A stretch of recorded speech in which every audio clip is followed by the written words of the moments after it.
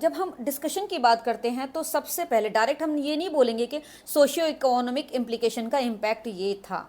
तो हमको उसका सबसे पहले बैकग्राउंड देना पड़ेगा कि न्यू एग्रीकल्चरल टेक्नोलॉजी क्या है, उसका मतलब क्या रिस्पॉन्स रहा, क्यों इंट्रोड्यूस किया गया वो। ठीक है, आप क्या कर सकते हैं उसमें डिफरेंट फ्लो चार्ट की हेल्प से, कुछ डायग्राम, लाइक किसी में डायग्राम नहीं है तो आप फ्लो चार्ट की हेल्प से उसको कैटेगराइज करके डिफरेंट सेक्शन में उसको बता सकते हैं।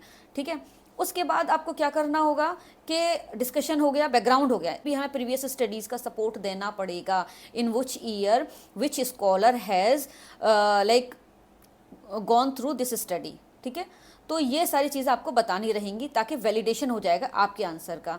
कोई भी आपका एग्जामिनर आपका क्वेश्चन को काट नहीं सकता है फिर। उसके बाद इम्पैक्ट हम दिखाएंगे कि ह्यूमन पर, सोसाइटी पर, इन्वायरमेंट पे इसका क्या इम्पैक्ट हुआ। देन उसके बाद आप कंक्लूजन पर आएंगे, उसके बाद उसका सजेशन भी बताएंगे और फ्यूचर चैलेंजेस कौन कौन से रहेंगे उससे रिलेटेड भी इसमें आप दो चार जो भी है 1 पैराग्राफ आप इसमें ऐड करेंगे। तो आपका इस तरह से क्वेश्चन आंसर आपका कंप्लीट हो जाएगा। आई होप कि आपको पता चल गया होगा कि किस तरह से आपको आंसर राइटिंग करनी है।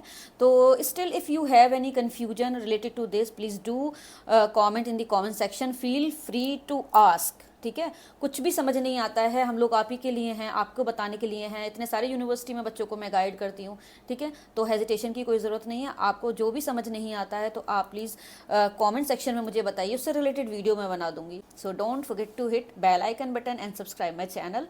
So actually it motivates us, है ना, as a YouTuber. So till then, take care, bye bye.